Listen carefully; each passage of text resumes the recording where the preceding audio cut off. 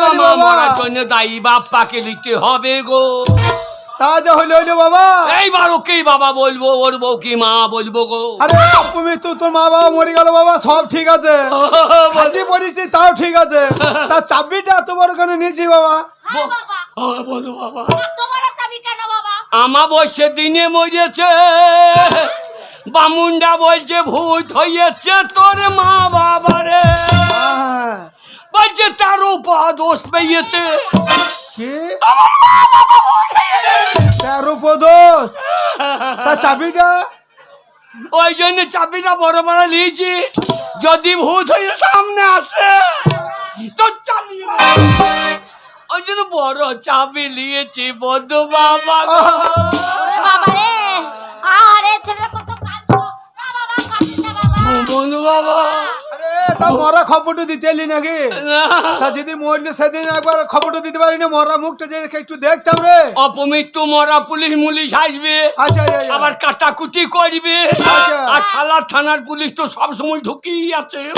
হ্যাঁ হ্যাঁ, ওই জন্যে বলছি বন্ধু বাবা, কি হলো? ধরে নিয়ে গিয়ে পুড়িয়ে দিয়েছি গো। পুড়িয়ে দিয়েছিস? তাহলে আমার বাড়িতে আমাকে খবরটা দিতে আইছি নাকি? হ্যাঁ, তাই বলছিলাম, কি? আমাদের সোনারন্দির লোকজন তো জানো সব তো খাবো খাবো করে বসে আছে। হ্যাঁ হ্যাঁ, ওই দেখো বাপ আর বাবা ঘুমাইছে তো দেখো। হ্যাঁ, হ্যাঁ, বলছে খাইয়ে ভোজ করবি না, তা ভোজ ভাত তো করতেই হবে বাবা। করতেই হবে। হ্যাঁ। ওই জন্য তোমার কাছে এলাম। কি হলো, কি হয়েছে বল? বল বল কুতো কি হয়েছে বাবা, বল বল। লজ্জা করে দেবে না, সংকোচ করে দেবে না। আমার বাবা, হ্যাঁ তোমার বন্ধু সেই শালো হ্যাঁ, টাকা পয়সা রেখে গিয়েছে তো? বাবা মা হাতে মালুই দিয়ে গিয়েছে বন্ধু মারে।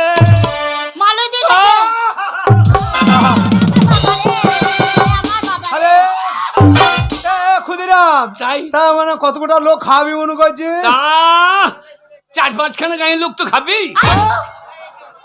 আরে তোর বাবা 1 পয়সা রেখে জানে ভাই, তার 4-5 টাকা লোক কি গো খাবি তুই? বাবা সোনারন্দি বাবা মুসলমান সেলিম বসে আছে। হ্যাঁ গো, আমরা তো মুসলমান ছেলে, তো বলছে আমু খাবো রে। ও এই দেখো ও বসে আছে, এই দেখো এই পাকা মাল। আ, তাহলে এই দেখো তো খাওয়াইতে হবে সবাইকে। হ্যাঁ, তা আমাকে কি করতে হবে বল? তাই বলছিলাম কি 1050-এ কি? 1050? আমার লজ্জা লাগিয়ে চাইতে গো। 1050 টাকা দিলে ভালো। আরে 1050 টাকা? হ্যাঁ, আমি ধান উঠলেই দিয়ে দেবো। শোন ক্ষুদিরাম, তোর বাবা মা মরে তো কি হতে রে, এখন তোর বন্ধু বাবা বেঁচে আছে। আমার জমি জায়গা টাকা পয়সার অভাব নাই, আমার একটা ছেলের অভাব। আজ থেকে তুই আমার ছেলে। 50,000 টাকা, 50,000 টাকা ও কিনে নিয়ে আছে কোনো? যাও 500 টাকা নিয়ে। এ খুলে আমি হ্যাঁ, এনে খুলে দেবো। দেবো। দাঁড়া কুতো দাঁড়া। আমাকে কে বাঁশ দেবে রে, এমন বানাই বাঁশের ধারে, আমাকে কে বাঁশ দেবে রে। শোন ক্ষুদিরাম, বন্ধু বাবা, আজ থেকে কান্নাকাটি করবি না, তোর বাবা মরেছে দুঃখ করবি না। আজ থেকে আমি তোর বাবা, তোর বন্ধু মা, তোর মা। এই দেখ, 50,000 টাকা নে। এই কুতো, বন্ধু বাবা। এই ব্যাগের মধ্যে 50,000 টাকা আছে। বাবা, বন্ধু মা, তুমি আমার মা গো। আমি তো মা তো আমার মনে হচ্ছে এক্ষুনি তোমার পেটে ঢুকতে চাই। কি বলছিস? তুমি আবার বার করে দাও, আমি মা বলে রাখবো গো। এ, শোন শোন ক্ষুদিরাম, একটা কথা শোন, তোর বাবা মা আত্মহত্যা করেছে, বিষকে অপমৃত্যু মরেছে। তাই বলছিলাম 7 দিনে মানে কদিনে কাজটা করবি? না, 3 দিনে 3 দিনে। ওই 13 তিথি ছেড়ে দেয় ভালো নাকি?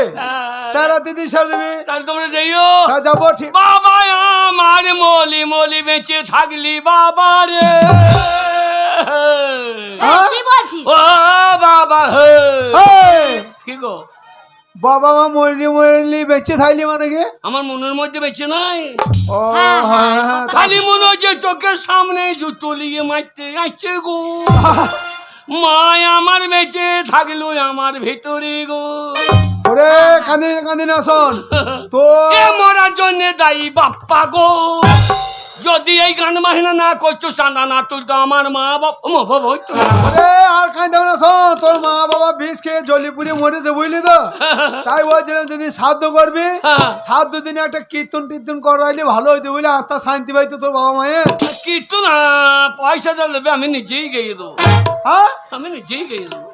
হারাম যাতে তুই নিজে গাইলে হবে? হ্যাঁ, আমি জানি যে কীর্তন। কি করে দেখে কি? তুই জানিস? আমাকে কে বাঁশ দেবে রে, এমন বানাই বাসের ঝরে এই আমারে বাসে দেবে রে এমন মনে মনে ঝরে চল ভালো দাদা না না মা বাবা মরে যদি মাথা খারাপ হয়ে যায় আমাকে তো খারাপ হয়ে গেছে মা নাই ছেলেটার। বসে ধরে কীর্তন একটা বলেছি একটা ভালো নাম করা কীর্তন বায়না করে যত টাকা লাগবে আমি দেবো বয়স হয়ে যাবে। সেই প্রদীপ পাল কাকে করেছিস প্রদীপ পাল ঠিক বলিস বাবা ওই কীর্তনটা আমার খুব ভালো লাগে প্রদীপ পালের কিরকম এই যে নিয়ে বাঁকা হয়ে দাঁড়াবে হ্যাঁ। বলে, ও মায়েরা এই দিকে তাকান ও মায়েরা এই দিকে তাকান ওই কীর্তনটা আমার খুব ভালো লাগে বাবা। আমি তাকাইতে দেবো না হ্যাঁ পয়সা দেবো আমি আর মায়েরা তার দিকে তাকাবে হ্যাঁ রে? আমি তা দেবো না কি বলবি আমি পয়সা দেবো বলবো ও মায়েরা পয়সা দিয়েছি আমার দিকে তাকা আমার দিকে তাকা এই বে যা বাবা ওই প্রদীপ পালের কীর্তনটা করে আমার খুব ভালো লাগে ঠিক আছে বাবা, ঠিক আছে টাকা পয়সা দিলাম সাবধানে যাবি আরে যেও হ্যাঁ বাবা তা কবে যাব আমরা হ্যাঁ আমরা কবে যাব পরশুদিন কাজ হ্যাঁ হ্যাঁ পরশুদিন কাজ তোমরা 14 মাসের শেষে যেও তা কি বলছো গো হ্যাঁ? চোখ মাসে শেষে যাবো 14 মাসে শেষ হচ্ছে না পরশুদিন ও ছেলেটা মাথা খারাপ হয়ে গেছে গো আমার আর মাথায় মাথা নাই বন্ধু মারে মা আমার মরে গেল আমার সামনে ঘুরছে গো হ্যাঁ কি ঘুরছে সামনে খুঁজছে মানে চোখের সামনে ও যাকে দেখছি তাকে মা মনে করছে গো বে বে বে যা যা যা ছোট ছেলে বুঝছি তো আমার পারছি। মায়ের মতো এত বৈধ এ দুনিয়ায় আর কেউ নাই বাবারে সাবধানে যাস কুতুরে বন্ধু বাবা কি হলো বাই বাই হ্যাঁ মা দাদা যেদিন সত্যি মরবে সেদিন না আর কিছু পাই সত্যি মিথ্যে মারো কি না না যেদিন বছরকে বার করবো ও বে বে বে বে। এখান দুটো ঝামেলা জানো না হ্যাঁ, আচ্ছা, ঠিক আছে শালা এ খাওয়াবে আবার বছর কি তারপর তার বছর এই বছরে বছরে আই আর নিয়ে যাবো বন্ধু বাবু ওরে বে বে ও শোনো ছেলেটা মাথা ঠিক নাই গো আমাদের কর্তব্য কি বন্ধু বাবা মরেছে মরা মুখটা তো দেখতে পাই নাই না ক্ষুদ্র ছোট ছেলে সব কাজকর্ম ঠিক মতো করতে পারে না টাকা দিলেই দায়িত্ব খালাস হয় না চলো আজকে ওর পেছনে পেছনে যাবো দাঁড়িয়ে থেকে কাজকর্ম শেষ করে তারপর বাড়ি আসবো ঠিক বলেছো তো। চলো